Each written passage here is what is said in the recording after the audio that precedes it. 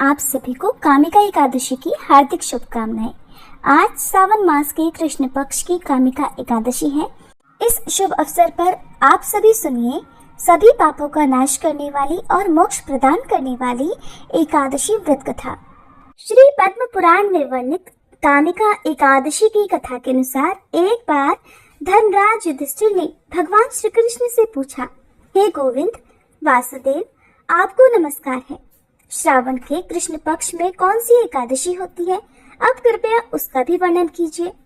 तब भगवान श्री कृष्ण बोले, राजन सुनो, मैं तुम्हें एक पाप नाशक उपाख्यान सुनाता हूँ, जिसे पूर्व समय में ब्रह्मा जी ने नारद जी के पूछने पर कहा था। नारद जी ने प्रश्न किया कि भगवान कमलासन, मैं आपसे ये सुनना चाहता हूँ कि श्रावण के कृष्ण पक्ष में जो एकादशी होती है उसका क्या नाम है, उसके कौन से देवता हैं और उससे कौन सा पुण्य मिलता है? प्रभु ये सब बताइए। तब ब्रह्मा जी ने कहा, नारद सुनो, मैं संपूर्ण लोगों के हित की इच्छा से तुम्हारे प्रश्न का उत्तर दे रहा हूँ। श्रावण मास में जो कृष्ण पक्ष की एकादशी होती है उसका नाम कामिका है। उसके स्मरण मात्र से वाजपेयी यज्ञ का फल मिलता है। उस दिन श्रीधर, हरि, विष्णु, माधव और मधुसूदन आदि नामों से भगवान का पूजन करना चाहिए। भगवान श्री कृष्ण के पूजन से जो फल मिलता है वह गंगा, काशी, नैमिषारण्य तथा पुष्कर क्षेत्र में भी सुलभ नहीं है। सिंह राशि के बृहस्पति होने पर तथा व्यतिपात और दंड योग में गोदावरी स्नान करने से जिस फल की प्राप्ति होती है वही फल भगवान श्री कृष्ण के पूजन से भी मिलता है। जो समुद्र और वन सहित समूची पृथ्वी का दान करता है और जो कामिका एकादशी का व्रत करता है वे दोनों समान फल के भागी माने गए हैं। जो ब्याई हुई गाय को अन्यान्य सामग्रियों सहित दान करता है उस मनुष्य को जिस फल की प्राप्ति होती है वही कामिका का व्रत करने वाले को मिलता है। जो नरश्रेष्ठ श्रावण मास में भगवान श्रीधर का पूजन करता है उसके द्वारा गंधर्वों और नागों सहित संपूर्ण देवताओं की पूजा हो जाती है। अतः पाप भीरू मनुष्यों को यथाशक्ति पूरा प्रयत्न करके कामिका एकादशी के दिन श्री हरि का पूजन करना चाहिए। जो पाप रूपी पंख से भरे हुए संसार समुद्र में डूब रहे हैं उनका उद्धार करने के लिए कामिका का व्रत सबसे उत्तम है। अध्यात्म विद्या परायण पुरुषों को जिस फल की प्राप्ति होती है उससे बहुत अधिक फल कामिका व्रत का सेवन करने वालों को मिलता है। कामिका एकादशी का व्रत करने वाला मनुष्य रात्रि में जागरण करके न तो कभी भयंकर यमराज का दर्शन करता है और न ही कभी दुर्गति में पड़ता है। लाल मणि, मोती, वैदूर्य और मूंगे आदि से पूजित होकर भी भगवान विष्णु वैसे संतुष्ट नहीं होते जैसे तुलसी दल से पूजित होने पर होते हैं। जिसने तुलसी की मंजरियों से श्री केशव का पूजन कर लिया है उसके जन्म भर का पाप निश्चय ही नष्ट हो जाता है। जो दर्शन करने पर सारे पाप समुदाय का नाश कर देती है, स्पर्श करने पर शरीर को पवित्र बनाती है, प्रणाम करने पर रोगों का निवारण करती है, जल से सींचने पर यमराज को भी भय पहुंचाती है, आरोपित करने पर भगवान श्री कृष्ण के समीप ले जाती है और भगवान के चरणों में चढ़ाने पर मोक्ष रूपी फल प्रदान करती है, उस तुलसी देवी को नमस्कार है। जो मनुष्य एकादशी को दिन रात दीप दान करता है उसके पुण्यों की संख्या स्वयं चित्रगुप्त महाराज भी नहीं जानते। एकादशी के दिन भगवान श्री कृष्ण के सम्मुख जिसका दीपक चलता है उसके पितर स्वर्गलोक में स्थित होकर अमृत पान से तृप्त होते हैं। घी अथवा तिल के तेल से भगवान के सामने दीपक जलाकर मनुष्य देह त्यागने के बाद करोड़ों दीपकों से पूजित होकर स्वर्ग लोक में जाता है। भगवान श्री कृष्ण कहते हैं, हे युधिष्ठिर, ये तुम्हारे सामने मैंने कामिका एकादशी की महिमा का वर्णन किया है। कामिका सब पातकों को हरने वाली है, अतः मनुष्यों को इसका व्रत अवश्य करना चाहिए। ये स्वर्ग लोक तथा महान पुण्य फल प्रदान करने वाली है। जो मनुष्य श्रद्धा के साथ इसका महात्म्य श्रवण करता है वह सब पापों से मुक्त होकर श्री विष्णु लोक में जाता है।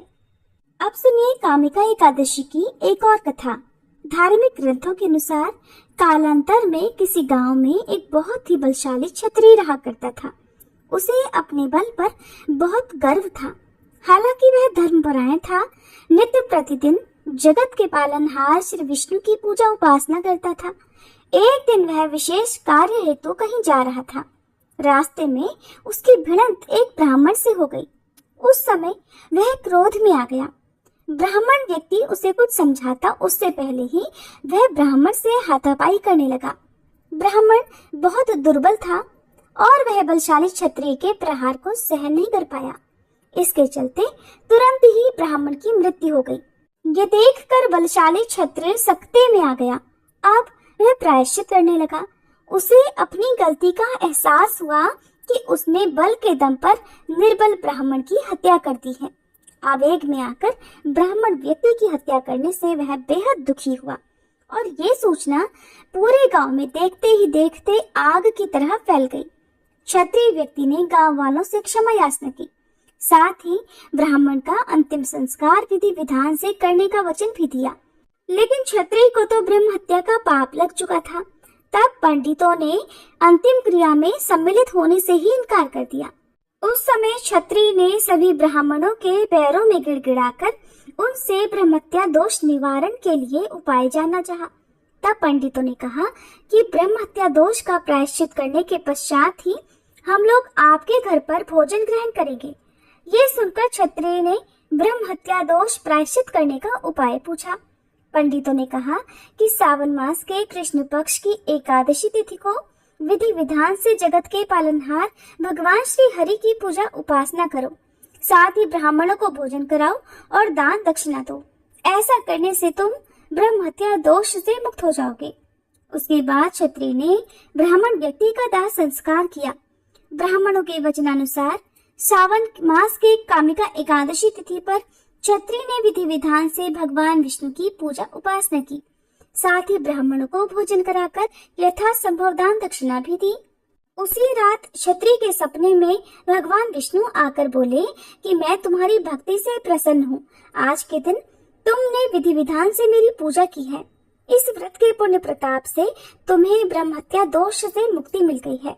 माना जाता है कि यदि अपने पापों का प्रायश्चित करने और भविष्य में कभी ऐसी गलती ना दोहराने के लिए सच्चे मन से यदि कामिका एकादशी का व्रत रखा जाए तो जाने अनजाने में किए गए हर पाप से मुक्ति मिल जाती है।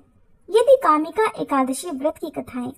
प्रिय श्रोताओ, आपने कान्हा जी के भक्तों की और कान्हा जी की भक्ति की कहानियां तो बहुत सुनी होंगी।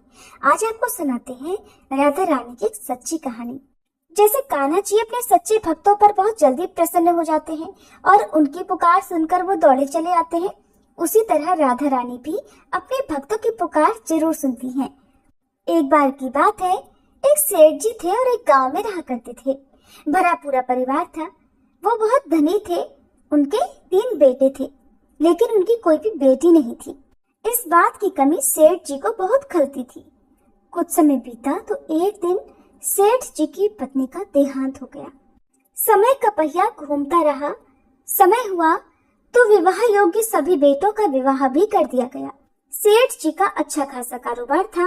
दिन भर सेठ जी के बेटे कारोबार संभालते और शाम होने पर अपने बच्चे और अपनी पत्नियों के साथ व्यस्त रहते। सेठ जी की सुनने वाला अब परिवार में कोई नहीं था। कोई भी ऐसा नहीं था जिससे सेठ जी अपने मन की बात कह सुन सके। सेठ जी को शुरू से ही इस बात का बड़ा अफसोस था कि उनकी कोई बेटी नहीं है और अब उनकी पत्नी भी उनके साथ नहीं थी। उनकी पत्नी भी अब उनका साथ छोड़कर जा चुकी थी। सेठ जी के मन में ये कसक और भी बढ़ने लगी कि उनकी कोई पुत्री क्यों नहीं है। एक दिन एक बहुत पहुंचे हुए महात्मा सेठ जी के घर पर आए और उन्हें दुखी देखकर पूछने लगे कि सेठ जी, क्या बात है? तुम्हें किस बात की परेशानी है? तुम इतना दुखी क्यों लग रहे हो? तब सेठ जी ने अपने दुख का कारण उन महात्मा को बताया कि महात्मा जी, मेरी कोई भी बेटी नहीं है। इस कारण से मुझे अपने जीवन में ये अभाव लगा रहता है और मुझे बड़ा अफसोस होता है, बहुत दुख होता है कि मेरी कोई बेटी क्यों नहीं है। अगर मेरी बेटी होती तो वो भी मेरा ध्यान रखती, मेरे मन की बात सुनती, मैं भी उससे अपने मन का बोझ कह सुनकर हल्का कर लिया करता। तब वो पहुंचे हुए महात्मा कहने लगे कि सेठ जी, तुम राधा रानी को ही अपनी बेटी मान लो। हमारे जीवन में जब जिस चीज की कमी होती है तो उसे भगवान ही तो पूरा करते हैं। अब भला बेटी ना होने के कारण तुम इतने परेशान हो। परेशान होने से क्या होगा भला?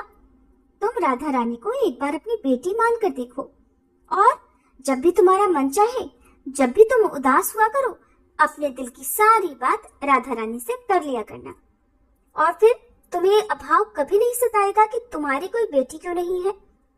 महात्मा जी की ये बात सेठ जी को बड़ी अच्छी लगी और फिर उन्होंने ऐसा ही किया। खूब खुश होकर बाजार गए और वहां से राधा रानी की एक सुंदर सी मूर्ति खरीद कर ले आए। उन्हें पहनाने के लिए सुंदर सुंदर पोशाकें भी ले आए। हर दिन वो राधा रानी की मूर्ति को स्नान कराते और उनकी पोशाक बदलते, उनसे खूब सारी बातें करते और फिर हर दिन खुद भोजन करने से पहले राधा रानी को भोग लगाते। सोने से पहले ये उनका नियम बन गया था कि वो राधा रानी के साथ खूब बातें करते, दिन भर की बातें राधा रानी को सुनाया करते। ऐसा करते करते सेठ जी दिल से ही राधा रानी को अपनी बेटी मानने लगे और वो ये भूल ही गए कि उनकी कोई बेटी नहीं है और वे इस एक निर्जीव सी मूर्ति को ही अपनी बेटी मान बैठे हैं।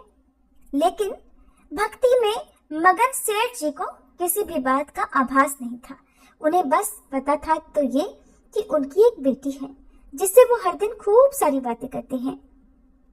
अब जब तक सेठ जी दिन भर राधा रानी से बात ना कर लें या उनकी पसंद का भोजन राधा रानी को ना खिला ले, उनका मन ही नहीं लगता था। जब तक वे उनसे बात नहीं कर लेते तब तक उनके मन को बड़ी बेचैनी रहती। बहुत सारी बातें करने के बाद, अपने दिल की सारी बातें कहने के बाद ही उनके मन को सुकून आया करता था। एक बार की बात है, सेठ जी के घर पर चूड़ी बेचने वाली एक मनिहारिन आया करती थी और सेठ जी की बहुएं उस मनिहारिन से खरीद कर चूड़ियां पहनती थी। एक दिन वह मनिहारिन चूड़ी बेचने के लिए सेठ जी के घर आई। तब उसने सेठ जी की तीनों बहुओं को उनकी पसंद की चूड़ियां पहनाई। मनिहारिन सेठ जी के घर पर बैठी हुई थी। सेठ जी की तीनों बहुएं तो चूड़ियां पहनकर चली गईं। उनके ही सामने एक छोटी सी कन्या आई और मनिहारिन से कहने लगी कि मुझे भी चूड़ियां पहना दो, खूब सारी रंग बिरंगी।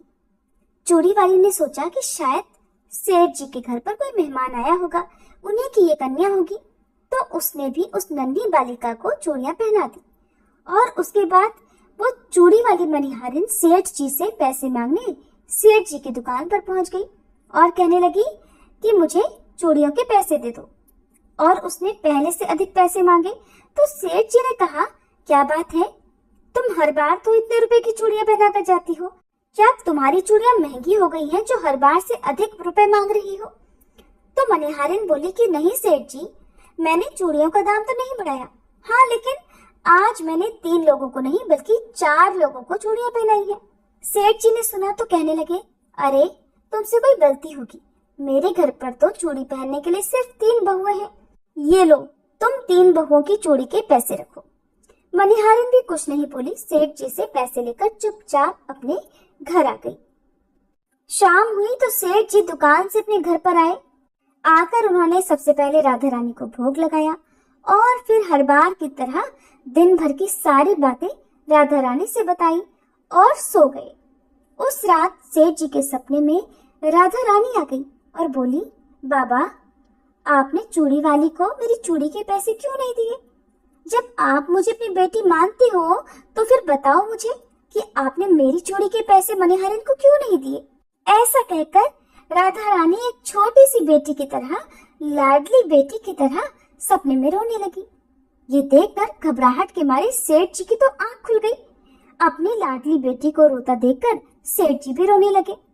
जब सुबह हुई तो भागे भागे मनिहारिन के घर गए और बहुत सारे सोने के सिक्के उसके पैरों में रख दिए और मनिहारिन से बोला कि बहन, तुम कल सच बोल रही थी कि तुमने कल 4 को ही चूड़ी पहनाई थी और मैंने तो श्री जी को अपनी बेटी माना है।